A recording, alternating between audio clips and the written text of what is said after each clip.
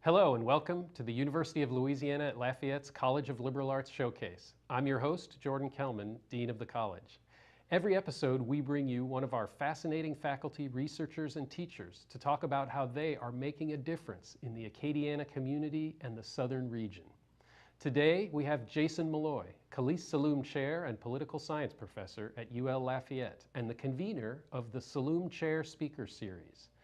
We'll be talking about the work and research in various political issues, including election reform.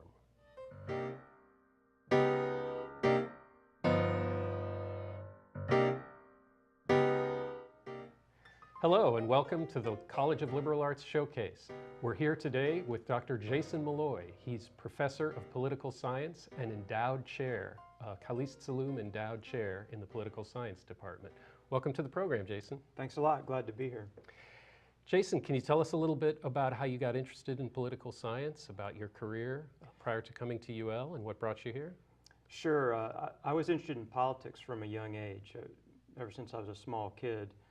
One slightly amusing and embarrassing story is that when I was in high school, I actually asked the basketball coach if I could miss a pre-season scrimmage because it was November and it was election night and I just wanted to go home and watch the election returns on the cable news. So I was that kind of kid. You started young. Yeah, a little bit nerdy about politics.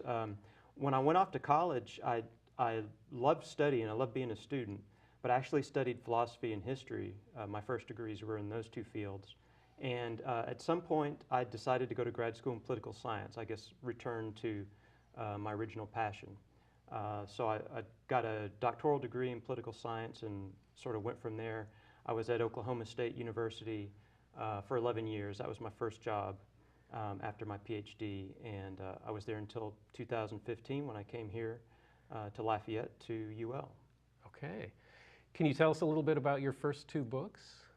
Yeah, the first book is called, has a wonderfully short title, The Colonial American Origins of Modern Democratic Thought. That's this one here. That was an examination of the 17th century colonies. Most people think about colonial America and political traditions and influences, and they think of the Revolution, but I wanted to go back earlier. I suspected there was interesting things in the very first English colonies that were settled on the North American continent. And really no one had taken the political ideas of those colonies all that seriously before. There weren't a lot of records to go by. I see. And I managed to dig up some things and really get into some debates that people in the colonies had and discovered that the idea of accountability through elections actually emerged in the 17th century colonies.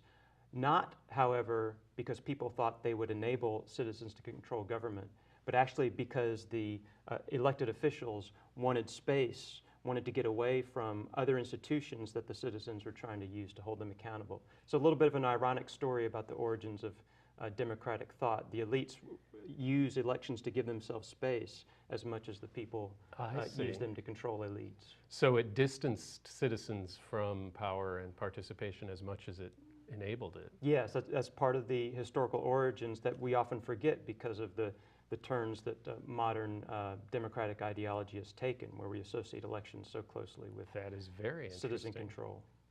Okay. And your second book? The second book was a bit broader, not confined to America, but kind of a broader study in the history of political thought. It's titled Democratic Statecraft, Political Realism and Popular Power. And I wanted to take the popular idea that political realists like Thucydides and Machiavelli were kind of counselors of oligarchs and tyrants, and that the realist approach to politics is for leaders to kind of manipulate people and get their way, and in other words, kind of an anti-democratic force. And I wanted to try to show that political realism can be a pro-democratic force, and actually has been in different periods in the history of political thought. And I did return to America a little bit with some of the Puritans in the 17th century colonies. They illustrated this realism, but for democratic ends. And also some of the American reform movements in the 1880s, 1890s, the populists and the progressives were also examples of this. Okay. I'm very excited to ask you how all of this might inform our understanding of our current situation today. And in fact, I understand that your most recent project, which will go to press very soon, is a comparative study of electoral systems. Yeah, I've been working on a third book called Broken Ballots, and it's the most contemporary policy-oriented book I've written so far. And I think it does kind of follow on from the other two. It follows from the idea that elections are, on the one hand, essential to democratic politics, but on the other hand, not all elections are created equal, and it's more about the quality and the how of voting as opposed to the quantity or the how much of voting that determines the strength of a democracy. And so what I realize is that different electoral systems and rules and institutions can have different effects on citizens' power over their government. And I needed to take a comparative view, a contemporary global perspective, because there are lots of different ways to vote, even though there are many democracies around the world. The way people are allowed to mark their ballots can vary quite a bit. So tell us a little bit, how does the American system compare to other systems around the world? What can we learn from them? What can they learn from us? Well, the American system, and a lot of other systems too, has a particular kind of ballot structure. And what ballot structure means is the framework that voters can use on the ballot to input their judgments. And the particular ballot structure that we're very familiar with is what I call a single mark ballot, which means for any given contest, you pick your favorite, and all of the other candidates, by definition, necessarily get zero of your support. It's an all or nothing. It's all or nothing. All of your support goes to one choice, and all the others get zero. Now, there are places where there are multi-mark ballots, where you make more than one mark on the ballot for a given contest, meaning you can either rank the choices, first preference, second preference, third preference, and there the voter is able to give a lot more information about what they actually think of the candidates on offer. And then a second type of multi-mark ballot is a grading ballot. And these aren't used in very many actual political elections, but they're used in lots of jury competitions when judges are evaluating contestants. And so a grade can be, like in school, an A or a B or a C. You can convert that into points, as we do with the grade point average. An A is worth 4 points, a B in a class is worth 3 points, and so on. And there have been some experiments, not actual elections thus far, but experiments where voters are allowed to grade candidates. So you give 4 points or an A grade to your favorite candidate, but you might like a second candidate equally well. You can give that candidate an A too. It's just like students in a class. You can give more than one A, more than one B, more than one C. And so that's the most flexible type of ballot structure. It allows the most expression, expressivity of input for the voter.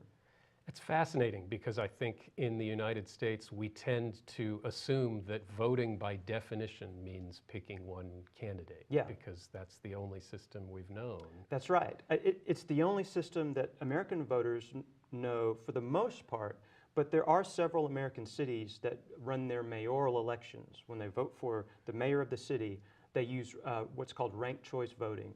And that's a ranking kind of ballot. It's a multi-mark ballot. You see several candidates for mayor. You put first choice, second choice, third choice. And what happens there is if one candidate gets very few first choice votes, they'd be eliminated, and then their second choices, those voters' second choices, would then go to the remaining candidates.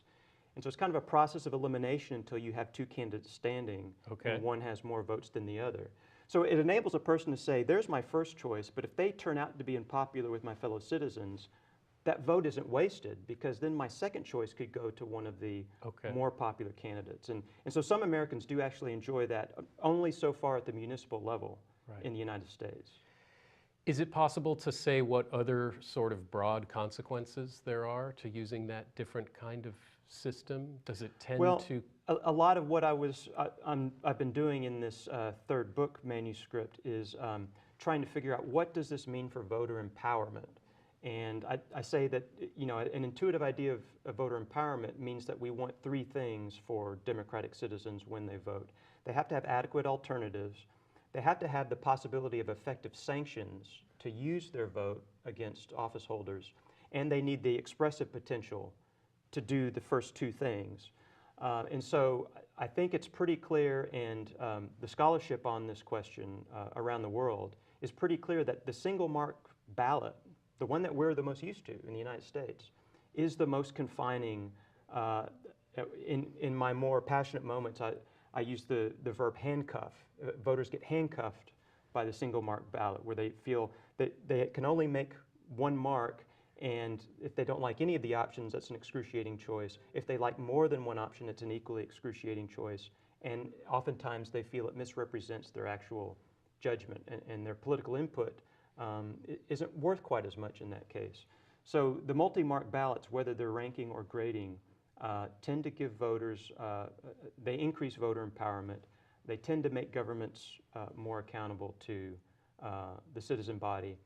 And so that's an interesting reform question that I think folks in the United States, but also in many places around the world, are starting to look at. Well, that's what I was going to ask. You mentioned that several cities have some of these more flexible systems in their mayoral elections. Is there a debate out there about bringing that reform to a wider stage? Yeah, the ranked choice voting system has been advocated in lots of different contexts.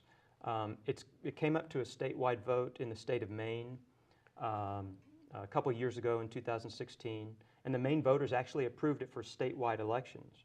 So not just the mayor of a city, but the governor of the state, the U.S. senator from the state, the members of Congress from the U.S. House districts. The voters wanted to use ranked choice voting, and like so many things in American politics, it's got bogged down in litigation and questions of constitutionality.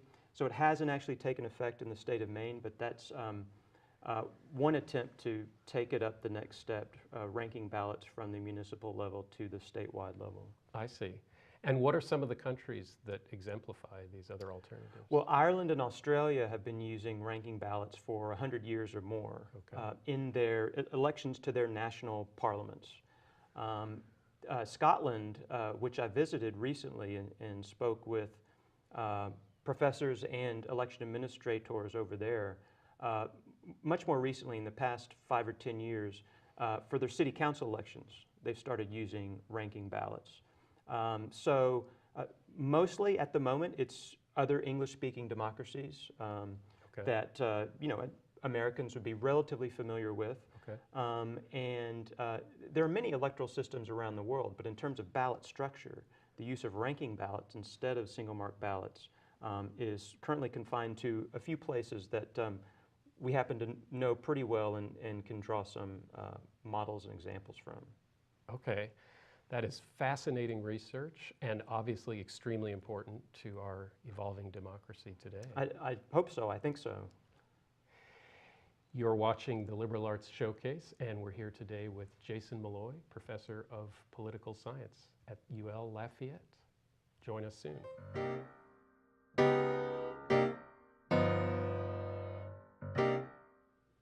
Hello, and welcome back to the Liberal Arts Showcase. We're here today with Jason Maloy, Professor and Khalist Saloom Chair in Political Science. Welcome back, Jason. Thanks. So I understand that you are the organizer of the Khalist Saloom Lecture Series. Can you tell us a little bit about it and what might be coming up? Yeah, that's right. The Khalist Saloom Endowed Chair funds a speaker series, and I've been organizing that since I got here in 2015. We've had 8 different events on campus, always open to the public, always open to students, faculty, community members. And the theme has generally been democratic constitutions around the world, sometimes focused more here at home, sometimes in other countries.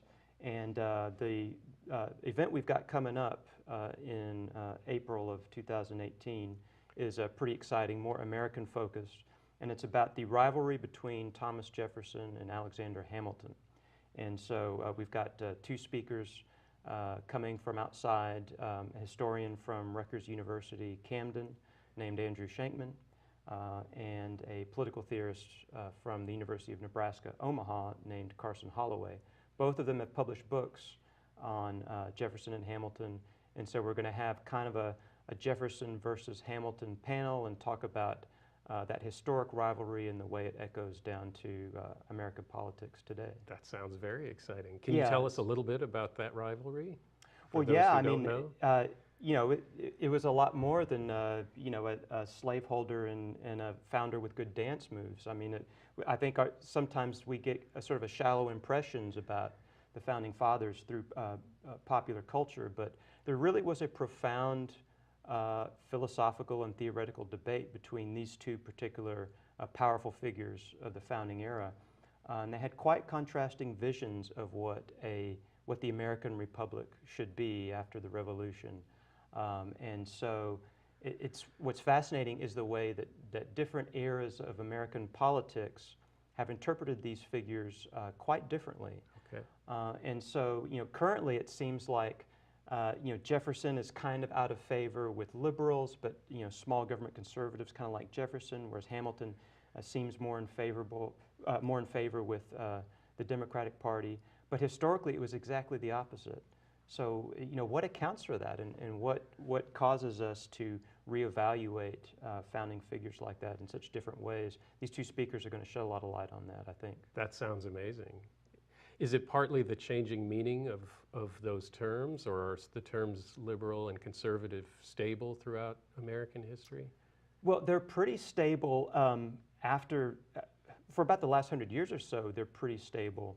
But it's got a lot to do, I think, with circumstances, economic and political circumstances.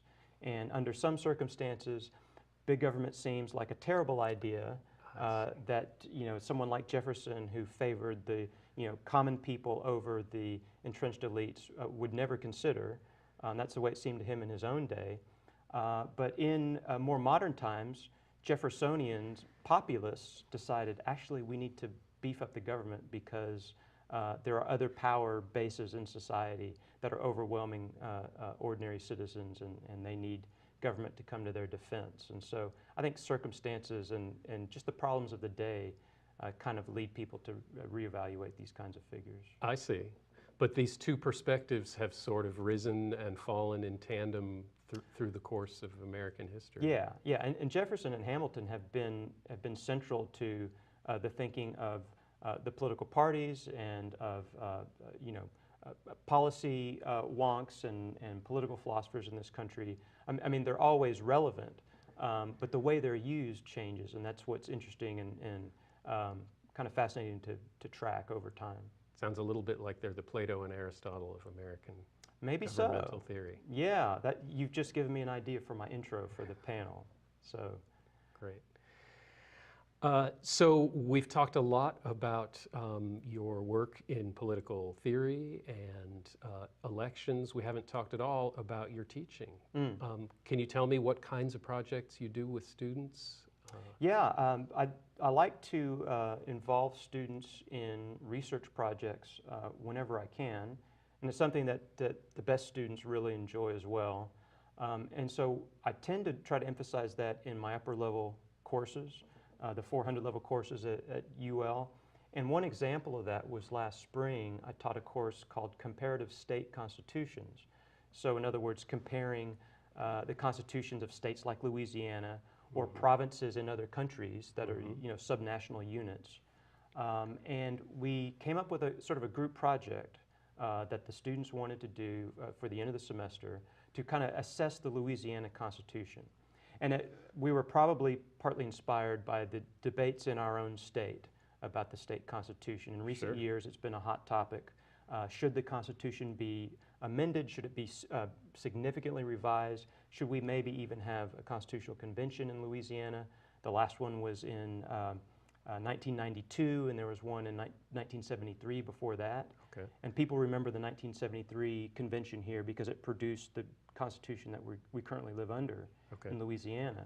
So we did a report kind of evaluating what are the best processes to go about revising a state constitution, and what are the specific issues in Louisiana that might be helpful to consider changing the state's founding legal document. And so the students got very involved in that, and I recently sort of put their contributions together into a report, and I've been sending it around to policy folks and state legislators.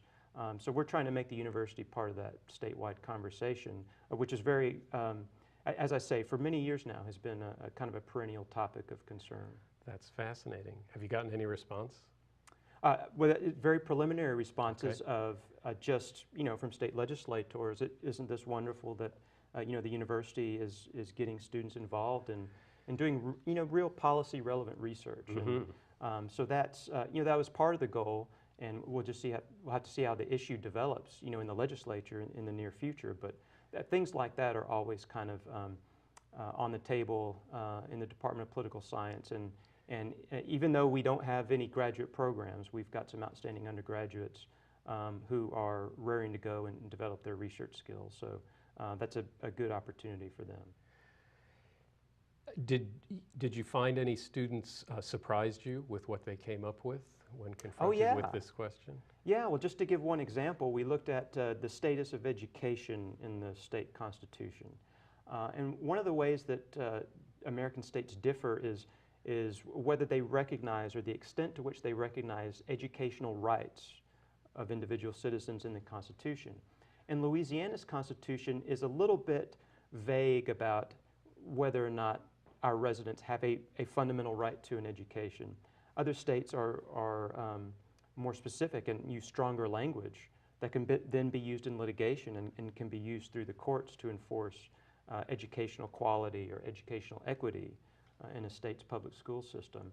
And so students did a really great job in finding other states that had different language about educational rights from Louisiana's, and then correlating that with outcomes. There are various ratings, publications, report cards of where states rank, on educational quality. They even, some students even went and looked at other countries' constitutions and said, look, here are countries like the Philippines, here's another part of the United States, Puerto Rico, a territory of the United States. They have a subnational constitution that recognizes education. And just drawing those comparisons, I certainly didn't put them onto the Philippines and Puerto Rico, but they sort of That's great. saw that there was an interesting line of comparison there. Yeah, so you find them bringing things into your world of research that you hadn't even Absolutely. anticipated. And that's what's wonderful about research collaboration, whether that's with students or whether that's with faculty colleagues, is when you get more than one head together on the same problem, everyone benefits because every member of the team is bound to come up with insights that the others would not have reached otherwise, without their assistance. Yeah. We often hear that one of the peculiarities of the Louisiana system is that every object of state spending seems to be constitutionally protected except for education and health care. Did that come up in the students' projects? Are we unique in that? Well, it did. We're not wholly unique in Louisiana, but we're certainly at the upper end of the scale of states with highly detailed and restrictive constitutional clauses as opposed to ordinary statutes. And many of your viewers probably know that constitutional clauses are more difficult to change than an ordinary statute, and that's what leads to some of the fiscal gridlock that we've seen in Louisiana in recent years. Is the difficulty of actually making cuts or changing spending in certain areas.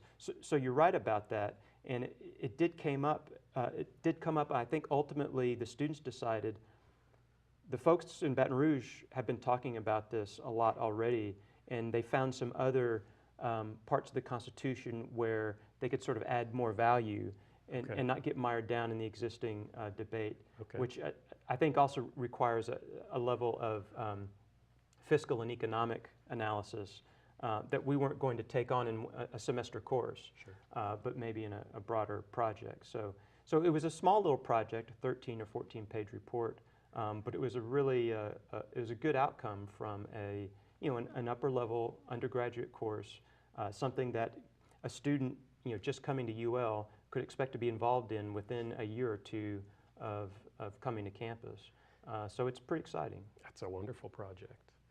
So what are your deepest hopes and dreams for your students? What do you really hope to impart to them and hope to have them take away from your courses? My thing, Jordan, is I really believe in the importance of studying institutions. Institutions are these funny things that affect our world in so many ways.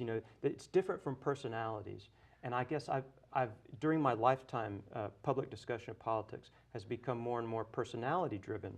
And that's, maybe that's appropriate today. It certainly was appropriate hundreds and thousands of years ago when monarchs and nobles were running everything. But I think in a democracy, political discussion has to be fundamentally institutional. And that's really difficult because institutions are strange, Frankenstein-like creatures. Humans create them, but then humans can't entirely control where institutions go, and there are unintended consequences and complex dynamics that churn out effects that we didn't anticipate. So it's a challenge, it's difficult, but that's sort of, I guess that challenge is where I find my vocational sense of mission in trying to impart to students, trying to give them the tools to analyze and understand how institutions work is something that I think probably they're not going to get anywhere else but in the College of Liberal Arts at UL Lafayette and some other fine institutions of higher education as well, perhaps. Fabulous. Well, thank you very much. We've been here today with Jason Maloy, professor and Khalees Saloom chair in the Department of Political Science at UL Lafayette. Jason, it's been a pleasure. Thanks for having me. Thank you for tuning in. All right.